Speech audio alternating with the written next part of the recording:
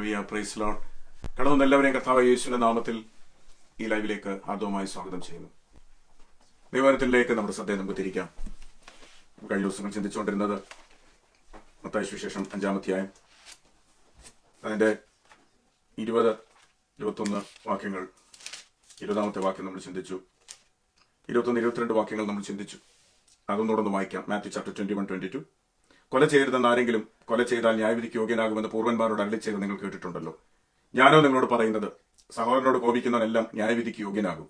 സഹോദരനോട് നിസ്സാര എന്ന് പറഞ്ഞാലോ ന്യായാധിപ സഭയുടെ മുമ്പിൽ നിൽക്കേണ്ടി വരും. മൂഢ എന്ന് പറഞ്ഞാലോ അഗ്നിനരകത്തിന് യോഗ്യനാകും. ഇതാണ് നമ്മൾ കഴിഞ്ഞ ദിവസം പഠിച്ചത്. ഇതിന്റെ കണ്ടിന്യൂവേഷനാണ് നമ്മൾ കാണാനായിട്ട് സാധിക്കുന്നത്. 23, 24 വാക്യങ്ങൾ. ആക്ച്വലി അതിന്റെ 25, 26 സമയം ഉണ്ടെങ്കിൽ നമുക്ക് എടുക്കാം. ഞാൻ ആ ഭാഗം ഒന്നുകൂടെ വായിക്കട്ടെ. Verse 23 and 24. ആകയാൽ നിന്റെ വഴിപാട്. അപ്പോൾ ആകയാൽ എന്ന് പറയുമ്പോൾ മേളത്തിന്റെ കണ്ടിന്യൂഷൻ ആണെന്ന് നമുക്ക് മനസ്സിലാവുമല്ലോ. ആകയാൽ നിന്റെ വഴിപാട് യാഗപീഠത്തിങ്കിൽ കൊണ്ടുവരുമ്പോൾ സഹോദരന് നിന്റെ നേരെ വല്ലതുമുണ്ടെന്ന് അവിടെ വെച്ച് ഓർമ്മ വന്നാൽ നിന്റെ വഴിപാട് അവിടെ യാഗപീഠത്തിന് മുമ്പിൽ വെച്ചേച്ച് ഒന്നാമത് ചെന്ന് സഹോദരനോട് നിരന്നു കൊള്ളുക. പിന്നെ വന്ന് നിന്റെ വഴിപാട് കഴിക്കുക. Matthew chapter 5 verses 23 and 24. Therefore, if you are presenting your offering at the altar, and there remember that your brother has something against you, leave your offering there before the altar and go. First be reconciled to your brother, and then come and present your offering. ആദ്യം സഹോദരനോട് നിരന്നിട്ട് വന്ന് യാഗം കഴിക്കാനാണ് കർത്താവ് ശിഷ്യന്മാരോട് പറയുന്നത്. നമുക്കറിയാം, യഹൂദന്മാരുടെ ഇടയിൽ യാഗങ്ങൾ ഉണ്ടായിരുന്നു. അപ്പോൾ അവർക്ക് മനസ്സിലാകാവുന്ന ഒരു കാര്യം തന്നെയാണ് ദൈവം അവരെ ഓർപ്പിക്കുക. സാക്രിഫൈസ് എന്ന് പറഞ്ഞാൽ എന്താണ്? യാഗം എന്തിനു വേണ്ടിയായിരുന്നു യാഗങ്ങൾ യഹൂദന്മാരുടെ ഇടയിൽ ഉണ്ടായിരുന്നത്? ഞങ്ങൾക്ക് ചിലർക്കെങ്കിലും അറിയായിരിക്കും. ഒരു മനുഷ്യൻ ഒരു തെറ്റ് ചെയ്തു. അവന് ആ തെറ്റ് ചെയ്ത് സംഭവിച്ചപ്പോൾ താനും ദൈവമായിട്ടുള്ള ബന്ധത്തിൽ ഒരു വിടവ് സംഭവിച്ചു, ഒരു പാപം ചെയ്തു. അപ്പോൾ ഈ യാഗം അർപ്പിക്കുക എന്ന് പറയുന്നത് ദൈവമായിട്ടുള്ള നഷ്ടപ്പെട്ട ബന്ധത്തെ റിസ്റ്റോർ ചെയ്യാനായിരുന്നു. Sacrifice was to restore the broken relationship between man and God when man sinned. Sacrifice was substitutionary. It was not that he was sacrificing something out of his own, or he was not doing any sacrificial thing on his own. The worshipper, used to bring an animal according to his own financial ability. തന്റെ സാമ്പത്തിക പദ്ധതി അനുസരിച്ച്, അവസ്ഥകൾ അനുസരിച്ച് താൻ ഒരു യാഗമൃഗമായിട്ട് ദൈവാലയത്തിലേക്ക് കടന്നു വരും. എന്നിട്ട് പുരോഹിതന് മുമ്പിൽ വെച്ച് യാഗമൃഗത്തിന്റെ തലയിലോട്ട് കൈവച്ചിട്ട് അതിനെ താക്കും. ആ തലയെ ഇങ്ങനെ താത്തിട്ട് താനിങ്ങനെ തന്റെ കുറ്റം ഈ മൃഗത്തിന്റെ മേലോട്ട് താന് സബ്സ്റ്റിറ്റ്യൂട്ട് ചെയ്യുക. മൃഗത്തിന്റെ ശിക്ഷ താൻ അനുഭവിക്കേണ്ടത്, പക്ഷെ താന് പകരമായിട്ട് ഈ മൃഗം ആ ശിക്ഷ ഏറ്റെടുക്കുകയാണ്, അല്ലെങ്കിൽ അവൻ അതിന്റെ മേൽ അർപ്പിക്കേണ്ടത്. താൻ ഇപ്രകാരം പറയും. And he will lay his hands on this animal, whatever it is, whether it's a lamb or or a ox or a dove, and he will pray like this: I pray, Lord, that I have sinned. കർത്താവേ, ഞാൻ പാപം ചെയ്തു, ഞാൻ നിന്നോട് മത്സരിച്ചു, ഞാൻ ഇന്ന തെറ്റ് ചെയ്തു, ഞാൻ മോഷ്ടിച്ചു എന്നിരിക്കട്ടെ, ഞാൻ മോഷ്ടിച്ചു, പക്ഷേ ഞാൻ മടങ്ങി വരുന്ന കർത്താവേ, അനുതാപത്തോടെ ഞാൻ മടങ്ങി വരുന്നു. ദൈവമേ, ഈ മൃഗം എനിക്ക് വേണ്ടി, എന്റെ പാപത്തിന്റെ ശിക്ഷയ്ക്ക് വേണ്ടി ഒരു മറയായിരിക്കട്ടെ എന്ന് താൻ ദൈവത്തോട് പറയും. ഇതായിരുന്നു യാഗം. അപ്പം കർത്താവ് പറയുന്നു, യഹൂദന്മാർക്ക് മനസ്സിലാകാവുന്ന ഭാഷയിലാണ് അവരോട് പറയുന്നത്. കർത്താവരോട് പറയുക, യഹൂദന്മാരെ, നിങ്ങൾ അല്ലെങ്കിൽ ശിഷ്യന്മാരെ, നിങ്ങൾക്ക് അറിയാമല്ലോ, നിങ്ങൾ യാഗം ചെയ്യുമ്പോൾ അങ്ങനെയാണ് നിങ്ങൾ യാഗം ചെയ്തുകൊണ്ടിരുന്നത്. പക്ഷെ ഒരിക്കലും യാഗം മനഃപൂർവ്വമായൊരു പാപത്തിന് വേണ്ടി ഉള്ളതല്ലായിരുന്നു. യാഗം എന്ന് വെച്ചാൽ മനഃപൂർവ്വമായിട്ട് കരുതിക്കൂട്ടി മോട്ടിച്ചു, അല്ലെങ്കിൽ കരുതിക്കൂട്ടി ഇവനൊരാളെ അടിച്ചെന്നിരിക്കട്ടെ. അപ്പോൾ അതിനുവേണ്ടി വന്ന് അടിക്കെട്ടി അവനെ ശരിയാക്കി അവനെ തല്ലി ചതച്ചു. എന്നിട്ട് ഇവൻ ഓടി വന്ന്, ഇവൻ പണക്കാരനായതുകൊണ്ട് ഇവനൊരു കാളയും കൊണ്ട് വന്ന് ദൈവസന്നിധിയിൽ, ഞാൻ തെറ്റിപ്പോയി, എന്റെ പാപം ഞാൻ ഇതിന്റെ കാളയുടെ പുറത്തിടുകയാണെന്ന് പറഞ്ഞു വന്നാൽ അത് അങ്ങനെയുള്ള പാപം, അങ്ങനെയുള്ളതിന് വേണ്ടി അല്ലായിരുന്നു യാഗം ദൈവം കൽപ്പിച്ചിരുന്നത്. അത് യഹൂദന്മാർക്ക് നല്ലോണം അറിയാമല്ലോ. യാഗത്തിന്റെ സാധുത, അല്ലെങ്കിൽ sacrifice was availed only when the person was absolutely repentant and he did it not deliberately but out of his passion, unwittingly. അറിയാതെ താൻ ചെയ്തു പോയ പാപത്തിനു വേണ്ടി മനസ്താപത്തോടെ ദൈവസന്നിധിയിൽ കടന്നു വരുന്ന ഒരു സംഭവത്തെ പറ്റിയാണ്, അല്ലെങ്കിൽ ഒരു യാഗത്തെ പറ്റിയാണ് ഇവിടെ കർത്താവ് സൂചിപ്പിക്കുന്നത്. അങ്ങനെയായിരുന്നു അവർക്ക് മനസ്സിലാകാം, അവർക്കറിയാമായിരുന്നു. The sacrifice had to include confession and true penitence, true repentance. അത് ഇപ്പൊ ഉദാഹരണത്തിന് താൻ ഒരു സാധനം മോഷ്ടിച്ചെന്നിരിക്കട്ടെ. ആ സാധനം ആരുടെ കയ്യിൽ മോഷ്ടിച്ചോ ആ വ്യക്തിക്ക് തിരിച്ചു കൊടുത്തിട്ട് അതിന്റെ കുറച്ചുകൂടെ കൂടുതൽ കൊടുക്കാനായിട്ടാണ് ബൈബിൾ പറയുന്നത്. അതുകൂടെ കൊടുത്തിട്ട് വന്നിട്ട് വേണം യാഗം അർപ്പിക്കാൻ. കൊടുത്ത് മാത്രം പോരാ, ദൈവമായിട്ട് നിരപ്പ് പ്രാപിക്കണമല്ലോ. മനുഷ്യരുമായിട്ട് നിരപ്പ് പ്രാപിച്ചു, അതുപോലെ തന്നെ ദൈവമായിട്ട് നിരപ്പ് പ്രാപിക്കണം. യഹൂദന്മാർക്ക് ഒരു സിസ്റ്റം ഉണ്ടായിരുന്നു. ഒരു വർഷത്തിൽ ഒരിക്കൽ മഹാപാപ പരിഹാര ദിവസം എന്ന് പറഞ്ഞൊരു ദിവസം ഉണ്ടായി. അന്ന് ജനമെല്ലാം ദൈവസന്നിധിയിൽ കടന്നു വരും. ഞാൻ ചുരുക്കത്തിൽ അങ്ങ് പറയും, ഒത്തിരി കാര്യങ്ങൾ നിങ്ങൾ പഴയ നിയമത്തിൽ വായിക്കുമ്പോൾ നിങ്ങൾക്ക് മനസ്സിലാക്കാനായിട്ട് സാധിക്കും. അന്ന് എല്ലാവരും കടന്നു വന്നിട്ട് മഹാപുരോഹിതന്മാരും അതിന് പല യാഗങ്ങൾ അർപ്പിക്കും. അതിനകത്ത് മെയിനായിട്ടുള്ള യാഗം എന്ന് പറഞ്ഞാൽ ജനവും ചെയ്ത പാപങ്ങൾ, അറിയാതെ അവരുടെ ജീവിതത്തിൽ വന്ന പാപങ്ങൾ, ദൈവത്തോടുള്ള ബന്ധത്തിൽ വന്ന തെറ്റുകളെ അവർ വർഷത്തിൽ ഒരിക്കൽ കടന്നു വന്ന് ഡേ ഓഫ് അറ്റോൺമെന്റ്, മഹാപാപ പരിഹാര നാളിൽ അവർ വന്ന് ദൈവസന്നിധിയിൽ യാഗം അർപ്പിച്ചിട്ട് അതിന്റെ രക്തം എടുത്തിങ്ങനെ തളിക്കും. ദൈവമായിട്ട് നിരന്നുകൊള്ളുവാൻ വർഷത്തിൽ ഒരിക്കൽ അവർ ചെയ്യുന്ന ഒരു കാര്യമാണ്. പക്ഷെ ഈ day of atonement, once in a ഇയറിൽ നടക്കുന്ന, വർഷത്തിൽ ഒരിക്കൽ നടക്കുന്ന ഈ പാപ പരിഹാര നാളിൽ പോലും ഞാനിപ്പോ പറഞ്ഞതുപോലെയുള്ള അറിഞ്ഞുകൊണ്ട് ചെയ്ത പാപങ്ങൾ, മനുഷ്യനോട് ചെയ്ത പാപങ്ങൾ, ഇതിനൊന്നും പരിഹാരം ആ പാപപരിഹാര നാളിലെ യാഗങ്ങൾക്ക് വരുത്താൻ പറ്റുകയില്ല എന്ന് യഹൂദന്മാർക്ക് നല്ലോണം അറിയാമായിരുന്നു. ഞാൻ മുമ്പേ പറഞ്ഞതുപോലെ ഒരു മനുഷ്യനൊരു തെറ്റ് ചെയ്തു, ഒരാളെ മോഷ്ടിച്ചു. ആ മോഷ്ടിച്ചിട്ട് അവൻ വന്ന് നേരെ വന്ന് യാഗം അർപ്പിച്ചാൽ ദൈവം ആ യാഗം അംഗീകരിക്കത്തില്ല. You know the breach between man and God could not be healed until the breach between man and man could be healed. ഞാൻ എന്നോട് പറയാം, the breach between ദൈവവും മനുഷ്യനുമായിട്ടുള്ള അകൽച്ച റിസ്റ്റോർ ചെയ്യണമെങ്കിൽ, അത് ഒന്നിച്ചാകണമെങ്കിൽ മനുഷ്യനും തമ്മിൽ വന്ന അകൽച്ച ഒന്നിക്കണം. എന്നാൽ മാത്രമേ ദൈവമായിട്ടുള്ള ആ അകന്ന ബന്ധം പുനഃസ്ഥാപിക്കപ്പെടുവാൻ കഴിയത്തുള്ളൂ. അതാണ് ഇപ്പൊ ഉദാഹരണത്തിന് അങ്ങനെ ചെയ്തില്ല എങ്കിൽ ഒരുത്തൻ പറയാ, എനിക്കൊന്നും നിരപ്പ് വായിക്കാനൊന്നും നോക്കത്തില്ല, എനിക്ക് യാഗം കഴിച്ചാൽ മതി എന്ന് പറഞ്ഞാൽ അഥവാ ഈ പുരോഹിതൻ അറിഞ്ഞു, പുരോഹിതൻ പറയും ഇവന്റെ യാഗം ഇവിടെ പറ്റത്തില്ല, ഇതെടുത്തുകൊണ്ട് അങ്ങ് പട്ടണത്തിന് വെളിയിൽ കൊണ്ട് കത്തിച്ച് വാങ്ങിക്കാൻ പറയാം. അങ്ങനെയായിരുന്നു അവർ ചെയ്തുകൊണ്ടിരുന്നത്. So a man has to do his utmost to put things right himself before he could be right with God. ദൈവമായിട്ട് കടന്നു വരുന്നതിന് മുമ്പ് ഒരു മനുഷ്യൻ തെറ്റ് ചെയ്ത മനുഷ്യനോട് നിരപ്പ് പ്രാപിച്ചിട്ട് വേണം ദൈവസന്നിധിയിലേക്ക് കടന്നു വരുവാൻ എന്ന് ആയിരുന്നു കർത്താവരെ ഓർപ്പിക്കുക. ആ യാഗം ദൈവം സ്വീകരിക്കണമെങ്കിൽ അതിനകത്ത് ആഴമേറിയ പാപബോധം ഉണ്ടായിരിക്കണം, നിരപ്പ് പ്രാപിക്കാൻ തയ്യാറാക്കണം. അപ്പോൾ ഉദാഹരണത്തിന്, അപ്പോൾ ഇവിടെ കർത്താവ് പറയുന്ന ഈ വാക്യം എന്ന് പറയുന്നത് ഞാൻ ഒന്നുകൂടെ വായിക്കട്ടെ. ആകയാൽ നിന്റെ വഴിപാട് യാഗപീഠത്തിങ്കൽ കൊണ്ടുവരുമ്പോൾ സഹോദരൻ നിന്റെ നേരെ വല്ലതുണ്ടെന്ന് അവിടെ വെച്ച് ഓർമ്മ വന്നാൽ നിന്റെ വഴിപാട് അവിടെ യാഗപീഠത്തിന്റെ മേൽ വെച്ച് ഒന്നാമത് എന്റെ സഹോദരനോട് നിരന്നു കൊള്ളുക, പിന്നെ വന്ന് വഴിപാട് കഴിക്കാം. ഇവൻ ദൂരെ യാത്ര ചെയ്ത് ഇവൻ യാഗമൃഗവുമായിട്ട് വരികയാണ്. നമുക്കറിയാം അന്നത്തെ യഹൂദന്മാരുടെ ആലയം എന്ന് പറഞ്ഞാൽ വലിയൊരു ആലയമായിരുന്നു, പ്രാകാരം. ആ പ്രാകാരം തന്നെ പല ഡിവിഷൻ ഉണ്ടായിരുന്നു. സ്ത്രീകൾക്കൊരു സ്ഥലമുണ്ട്, പുരുഷന്മാർക്കൊരു സ്ഥലമുണ്ട്.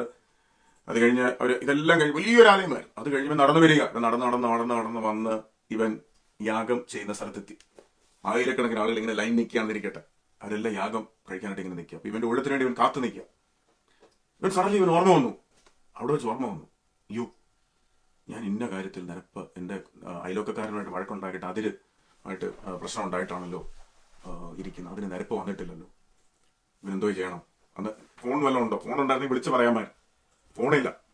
മൊബൈൽ ഫോൺ ഉണ്ടായിരുന്നെങ്കിൽ അവിടെ ഒന്ന് വിളിച്ച് പറഞ്ഞാൽ ഞാനിങ്ങനെ യാഗം കഴിക്കാൻ നിൽക്കുകയാണ്, നമ്മൾ തമ്മിലുള്ള പ്രശ്നത്തിൽ എന്നോട് ക്ഷമിക്കണം, ഓക്കെ എന്ന് പറഞ്ഞ് കട്ട് ചെയ്ത് സംഭവം ചെയ്യാമായിരുന്നു. പക്ഷെ ഫോണില്ല, യാതൊരു മാർഗവും ഇല്ല. ഈ ആൾക്കാരുടെ മുമ്പിൽ നിന്ന് ഇവൻ തിരിച്ചു പോകുന്ന രംഗം ഒന്ന് ആലോചിച്ച് നോക്കി. അപ്പോൾ ആൾക്കാർ ചോദിക്കും, എന്താ നീ തിരിച്ചു പോകുന്നു?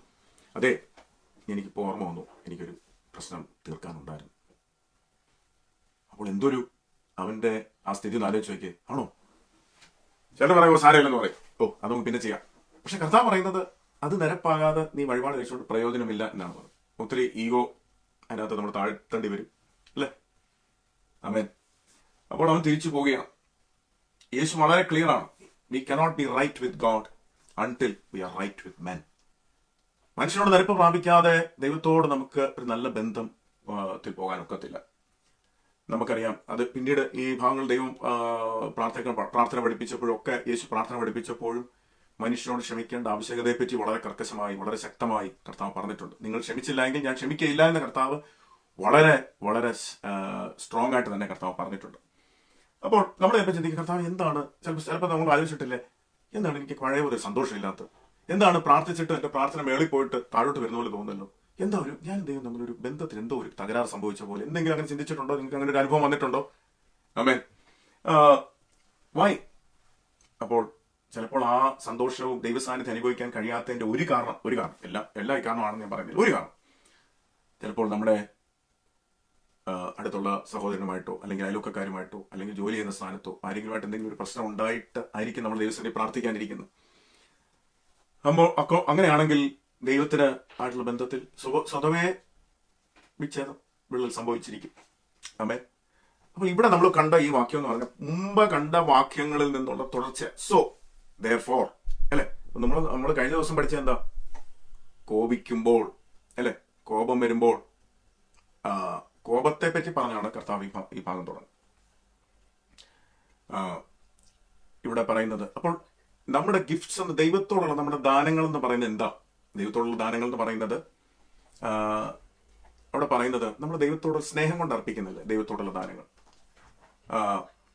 അപ്പൊ കർത്താവ് പറയുകയാണ്, നീ ദൈവത്തോടുള്ള സ്നേഹം കൊണ്ട് നീ അർപ്പിക്കുന്ന യാഗങ്ങളാകട്ടെ, ദാനങ്ങളാകട്ടെ, ഇതെല്ലാം ദൈവത്തിന് സ്വീകാര്യം ആകണമെങ്കിൽ മനുഷ്യനോടുള്ള ബന്ധത്തിൽ എന്തെങ്കിലും കോപത്തിന്റെ വാക്കുകൾ പറഞ്ഞിട്ടുണ്ടെങ്കിൽ അത് നിരപ്പ് വരുത്താതെ ദൈവം സ്വീകരിക്കുകയില്ല. അതുകൊണ്ട് നമ്മൾ ഇന്നലെ പഠിച്ചതിന്റെ കണ്ടിന്യൂഷൻ ആണ്. അതുകൊണ്ട് നമ്മുടെ പുതിയ നിയമത്തിൽ വരുമ്പോൾ നമുക്ക് യാഗം അർപ്പിക്കേണ്ട ആവശ്യമില്ല. യേശുക്രിസ്തു നമുക്ക് വേണ്ടി യാഗമായി. എന്നാൽ നമ്മുടെ ഹൃദയം തന്നെ ദൈവസഭയിൽ യാഗമായിട്ട് ദൈവം സ്വീകരിക്കണമെങ്കിൽ നമ്മൾ കോപിച്ചാരോടെങ്കിലും സംസാരിച്ചു എന്നിട്ട് നമ്മൾ ദൈവത്തെ സന്നിധിയിൽ നമ്മുടെ സ്തോത്രം അർപ്പിക്കുവാൻ, നമ്മുടെ ആരാധന അർപ്പിക്കാൻ വന്നാൽ ദൈവം അംഗീകരിക്കുകയില്ല. We cannot be God's child if we cannot love God's children. എനിക്ക് വളരെ ഈസി ആയിട്ട് നമുക്ക് പറയാൻ തോന്നും, പറഞ്ഞുകൊണ്ട് തോന്നും, we cannot be God's child if we cannot love God's children. ദൈവമായിട്ടുള്ള ബന്ധത്തിൽ നമുക്ക് ദൈവത്തിന്റെ മക്കളാണ് നമ്മൾ പറയുകയും ദൈവത്തിന്റെ മക്കളാണെന്ന് പറയുന്ന, അല്ലെങ്കിൽ നമുക്കറിയാവുന്ന പ്രിയപ്പെട്ടവരെ സ്നേഹിക്കാതിരിക്കുകയും ചെയ്യുന്നെങ്കിൽ നമുക്ക് ദൈവത്തിന്റെ മകനാകാൻ കഴിയത്തില്ലെന്നാണ് വചനം പറയുന്നത്. ഭൂമിയിലെ അല്ലെങ്കിൽ വേദോസത്തിന്റെ ചരിത്രത്തിൽ ആദ്യത്തെ കൊലപാതകം നടത്തിയതാണെന്ന് നിങ്ങൾക്ക് അറിയാമല്ലോ. വേദോസത്തിന്റെ ചരിത്രത്തിൽ, ഉൽപ്പത്തി പുസ്തകത്തിൽ നമുക്കത് കാണാനായിട്ട് സാധിക്കുന്നു. അതിന്റെ 4-ാം അധ്യായത്തിലാണ് the first murderer which is recorded in the book of Genesis. He became the first murderer. ആദ്യത്തെ കൊലപാതകം ചെയ്ത വ്യക്തി ആരാണ്? കൈൻ. He was Cain. നമുക്ക് കാണാനായിട്ട് സാധിക്കുന്നത് രണ്ടുപേരും ദൈവസന്നിധിയിലേക്ക് കടന്നു, കൈനും ഏബലും. രണ്ടുപേരും യാഗം അർപ്പിച്ചു, അല്ലെങ്കിൽ ദൈവത്തിന് യാഗമല്ല, ദൈവത്തിന് ഓഫറിംഗുമായിട്ട് വന്നു. പക്ഷേ ദൈവം ഹാബേലിലും അവന്റെ യാഗത്തിലും ദൈവം പ്രസാദിച്ചു. അപ്പോൾ അവന്റെ പ്രതികരണം, കൈനിന്റെ പ്രതികരണം എന്താണെന്ന് നോക്കിയേ.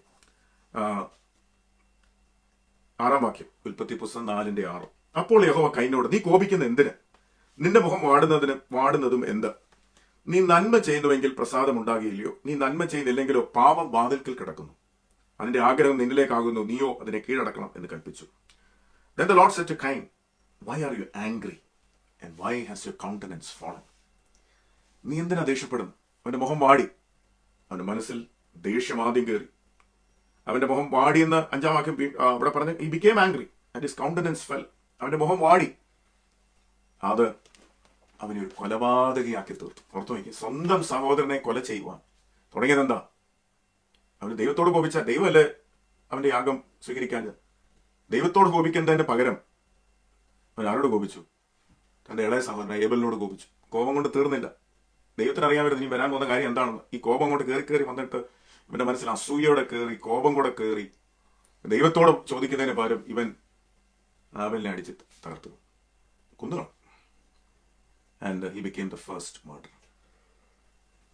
കോപം, മനുഷ്യന്റെ കോപം ദൈവത്തിന്റെ നീതിയെ പ്രവർത്തിക്കുന്നില്ല എന്ന് ദൈവത്തിന്റെ വചനം പറയും.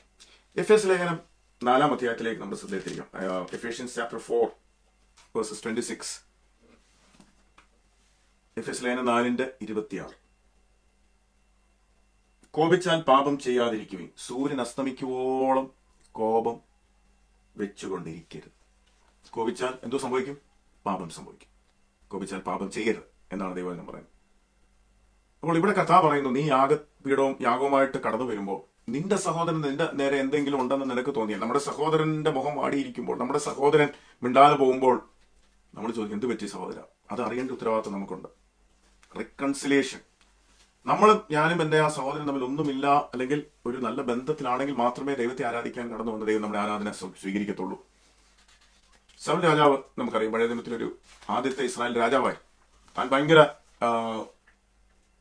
ദൈവത്തെ പ്രസാദിപ്പിക്കാൻ ആഗ്രഹിച്ചവനെ. തനിക്ക് യുദ്ധം നേരിട്ടു. അപ്പൊ യുദ്ധം നേരിട്ടപ്പോൾ അതിന് പോകുന്നതിന് മുമ്പ് താൻ യാഗം അർപ്പിക്കുവാനായിട്ട് ധൃതി കാണിച്ചു. നമുക്ക് ആ സംഭവം അറിയാം. തനിക്ക് യാഗം അർപ്പിച്ചാലേ യുദ്ധത്തിൽ ജയിക്കത്തുള്ളൂ എന്ന് തനിക്ക് മനസ്സിലായി. പക്ഷെ യാഗം അർപ്പിക്കേണ്ട ആള് വരാൻ താമസിച്ചപ്പോൾ താൻ ചാടിക്കേറി യാഗം അർപ്പിച്ചു. അപ്പോൾ അത് വലിയ പ്രശ്നത്തിന് കാരണമായി തീർന്നു. തന്റെ രാജ്യത്ത് നഷ്ടപ്പെടാൻ കാരണം അത് തന്നെ ആയിത്തീർന്നു. അപ്പോൾ നമുക്കറിയാം, അവിടെ സമൂഹം പറഞ്ഞൊരു കാര്യമുണ്ട്, അനുസരിക്കുന്നത് യാഗത്തെക്കാൾ നല്ലതാണ്. അപ്പൊ യാഗത്തെക്കാൾ പ്രാധാന്യം നമ്മൾ ദൈവത്തെ അനുസരിക്കുക എന്നുള്ളതാണ്. ഓക്കെ, അത് കഴിഞ്ഞ് നമുക്ക് അടുത്ത 2 വാക്യങ്ങളോട് പെട്ടെന്ന് അങ്ങ് വായിച്ചിട്ട് നമുക്ക് മുന്നോട്ട് നീങ്ങാം. മത്തായി 5:25-26 കൂടി ഇതിനോട് കണ്ടിന്യൂഷൻ ആയിട്ട് കിടക്കുന്നതുകൊണ്ട് നാളത്തേക്ക് ഞാൻ വെക്കുന്നില്ല. അതുകൊണ്ട് ഇന്നോട് നമുക്ക് കവർ ചെയ്തിട്ട് നമുക്ക് നാളത്തേക്ക് കയറാം. നിന്റെ പ്രതിയോഗിയോടുകൂടെ വഴിയിലുള്ളപ്പോൾ തന്നെ വേഗത്തിൽ അവനോട് ഇണങ്ങിക്കൊള്ളുക. അല്ല ഞാൻ പ്രതിയോഗി നിന്റെ ന്യായാധിപൻ സേവകനും ഏൽപ്പിച്ചിട്ട് നീ തടവിലായി പോകും. ഒടുവിലത്തെ കാശ് പോലും കൊടുത്തു തീരുവോളം നീ അവിടെ നിന്ന് പുറത്തു വരികയില്ല എന്ന് ഞാൻ സത്യമായിട്ട് നിന്നോട് പറയും. Make friends quickly with your opponent at law while you are with him on the way, so that your opponent may not hand you over to the judge, and the judge to the officer, and you be thrown into prison. Truly I say to you, you will not come out of there until you have paid your last cent. Jesus Christ is giving a very, very practical teaching here. വളരെ practical advice ഇവിടെ കർത്താവ് പറയുകയാണ്. അവൻ കർത്താവ് പറയുകയാണ്, നിങ്ങൾ പെട്ടെന്ന് തന്നെ കാര്യങ്ങൾക്കൊരു നിരപ്പ് വരുത്തിക്കണം.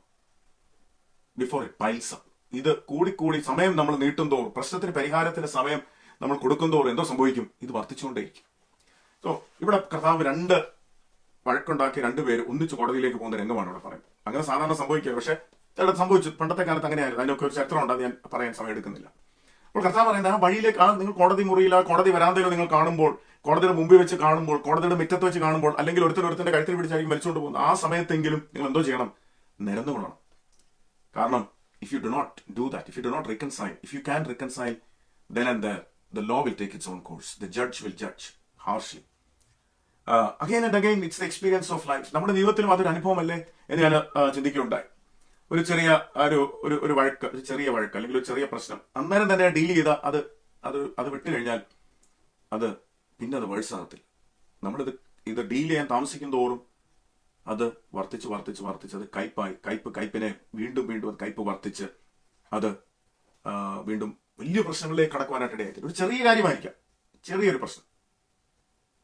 കുടുംബങ്ങളാണെങ്കിലും എത്രയോ കുടുംബങ്ങൾ സഹോദരന്മാർ തമ്മിൽ വഴക്ക്, അതിരി വഴക്ക്, എനിക്ക് കൂടുതൽ കിട്ടി, എനിക്ക് 1 സെന്റ് കുറവ് കിട്ടി, തമ്മിൽ ഭയങ്കര വഴക്ക്. ഈ വഴക്ക് സഹോദരന്മാർ തമ്മിൽ മാത്രമായി അവിടെ കൊണ്ട് നിൽക്കുകയല്ല, ഇത് പ്രശ്നം പരിഹരിച്ചില്ലെങ്കിൽ അടുത്ത തലമുറയിലെ അവരുടെ മക്കൾ തമ്മിൽ പിന്നെ വഴക്കായി. അങ്ങനെ എത്രയോ കുടുംബങ്ങൾ, നാളുകൾ, വർഷങ്ങൾ തമ്മിൽ വഴക്ക്. അവരുടെ തലമുറകളിലേക്ക് ഈ വഴക്ക് പോകും. എന്തോ 1/2 സെന്റ് സ്ഥലത്തിന് വേണ്ടി, അല്ലെങ്കിൽ 1 സെന്റ് സ്ഥലത്തിന് വേണ്ടി, അല്ലെങ്കിൽ അതിൽ നിൽക്കുന്ന ഒരു മാവിന് വേണ്ടി തുടങ്ങിയ വഴക്കാം. ഒരാളൊന്ന് വിട്ടുകൊടുത്താൽ മതി, ഞാൻ അല്ലെ? അന്ന് ആരെങ്കിലും ഒരാളൊന്ന് സോറി പറഞ്ഞ, സാരമില്ല, നീ എന്റെ അനിയന, നീ അതെടുത്തു, നിനക്ക് 1/2 സെന്റാണോ വേണ്ടി, 1 സെന്റ് അങ്ങ് എടുത്തു എന്നൊരാൾ പറഞ്ഞായിരുന്നെങ്കിലോ? ഇത്രയും വലിയൊരു പ്രശ്നത്തിൽ ഒഴിവാക്കാമായിരുന്നു. അത് തന്നെയാണ് കുടുംബ ബന്ധങ്ങളിൽ പോലും. Ephesians 4:26, എഫേസ്യർ 4:26.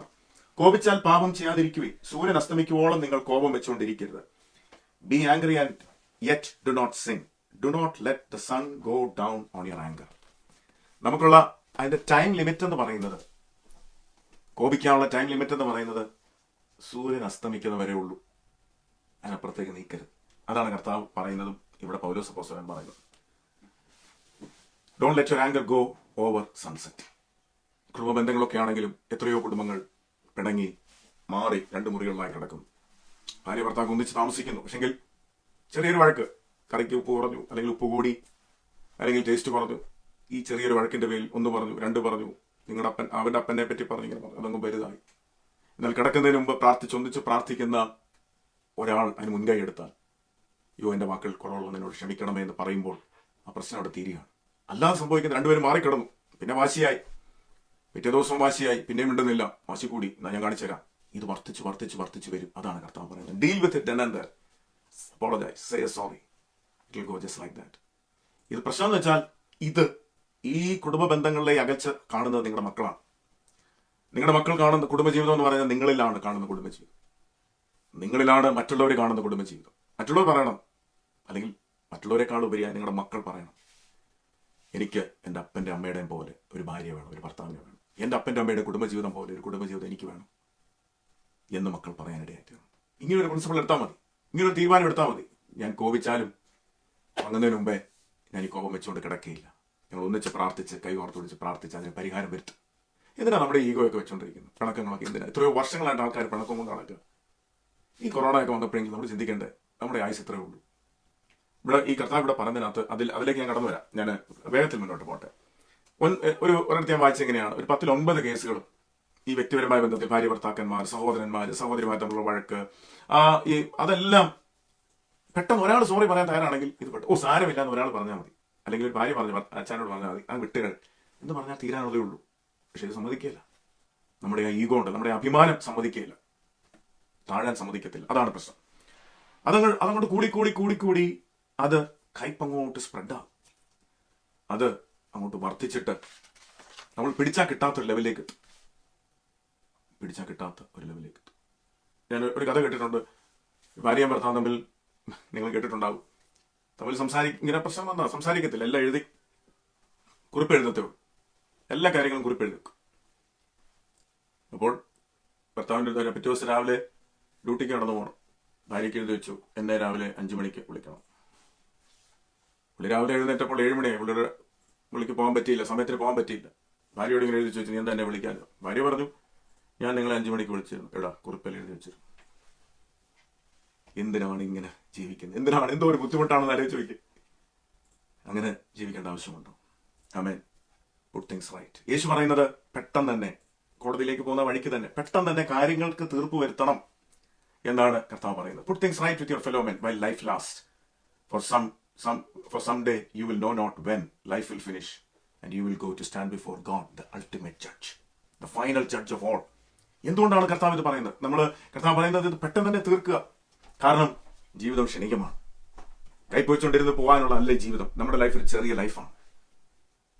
ഇപ്പോഴെങ്കിലും നമ്മൾ ദൈവസ്ഥിതിയിൽ ഒന്ന് താണ് പ്രശ്നങ്ങൾ ഈ ദിവസങ്ങൾ നമ്മൾ തനിയെ ഭവനത്തിലായിരിക്കുമ്പോൾ എൻ്റെ ജീവിതത്തിൽ എന്തെങ്കിലും ക്രമീകരണം വരുത്താനുണ്ടോ, വാശി വൈരാഗ്യം എൻ്റെ ജീവിതത്തിലുണ്ടോ, കർത്താവേ അതെന്നെ കാണിച്ചു തരണമേ, ക്ഷമ ചോദിക്കാനുള്ളവരോടൊന്ന് ഫോൺ എടുത്ത് വിളിച്ച് ക്ഷമ ചോദിക്കുക. നമ്മൾ ഭയങ്കര കോൺഫിഡൻ്റ് ആണ്.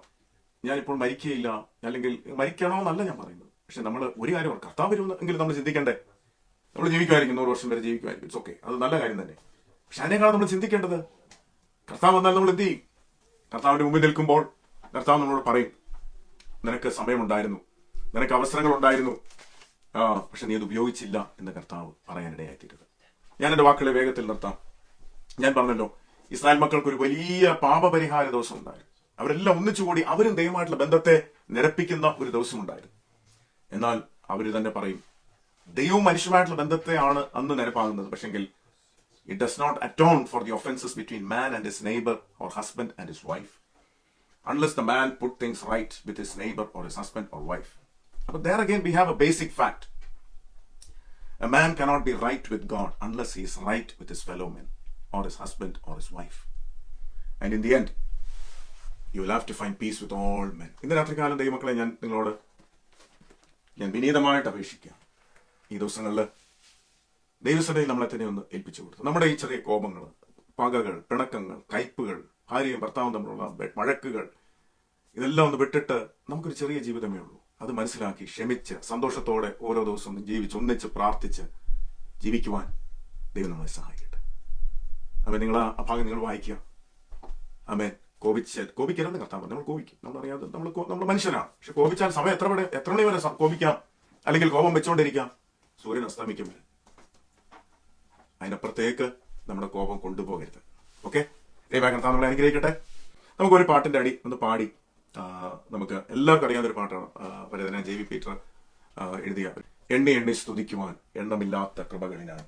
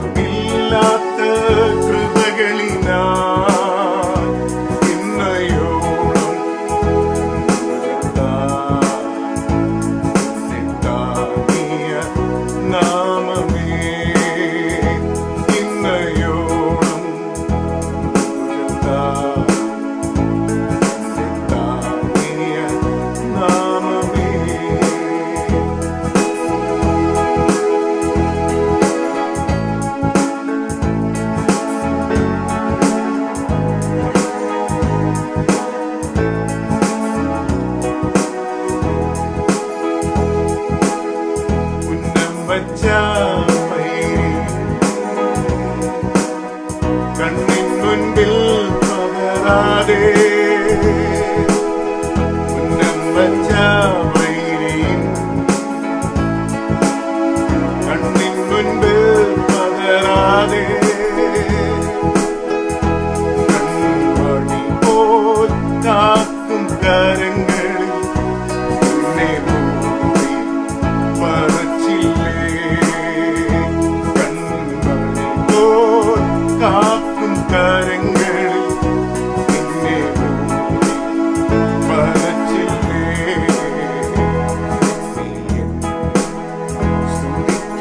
സ്തുതിക്കുവാൻ എണ്ണമില്ലാത്ത കൃപകളിനാ ഇന്നയോളം എന്നെ താങ്ങിയ നാമമേ. ഇന്നയോളം എന്നെ താങ്ങിയ നാമമേ.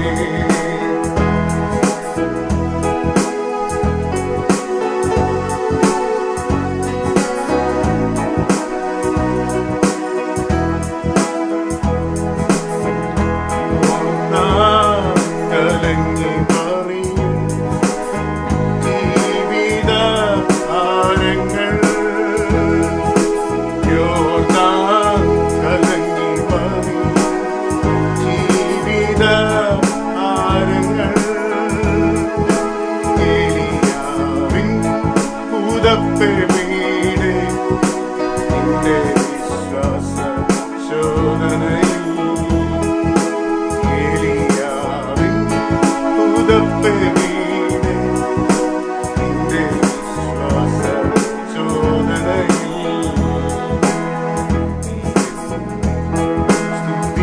സ്തുതിക്കുവാൻ എണ്ണമില്ലാത്ത കൃപകളിനാ ഇന്നയോളം താങ്ങിയ നാമമേ. ഇന്നയോളം താങ്ങിയ നാമമേ.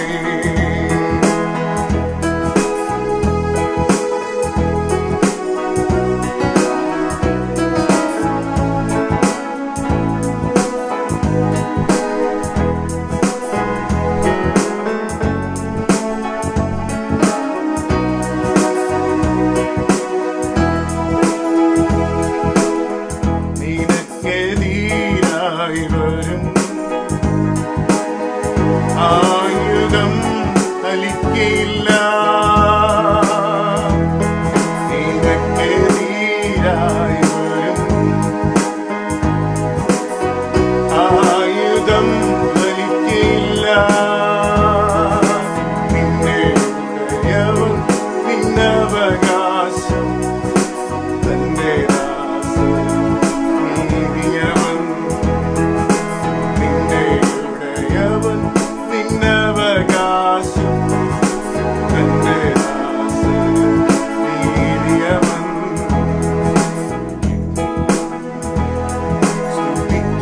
സ്തുതിക്കുവാൻ എണ്ണമില്ലാത്ത കൃപകളിനാ ഇന്നയോളം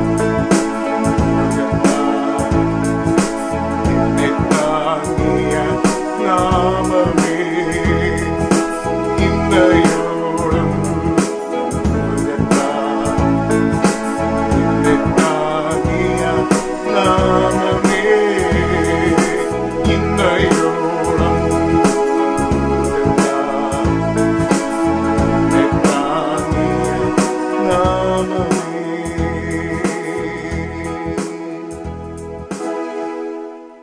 ഇന്നയോളം തൻ ഭുജത്താൽ നമ്മളെ താങ്ങിയ നാമം. ആമേൻ. അവൻ നമ്മളെ താങ്ങാൻ വിശ്വസനാണ്. കടന്നു വന്ന എല്ലാവരെയും ഞങ്ങൾ ഒന്നിച്ച് കടന്നു വന്ന് എല്ലാവരെയും ദൈവം അനുഗ്രഹിക്കട്ടെ. എന്നെ പ്രാർത്ഥനയിൽ ഓർക്കാം. നാളെ കർത്താവ് വരാൻ താമസിച്ചാൽ ദൈവം അനുവദിച്ചാൽ നമുക്ക് വീണ്ടും കാണാം. God bless you.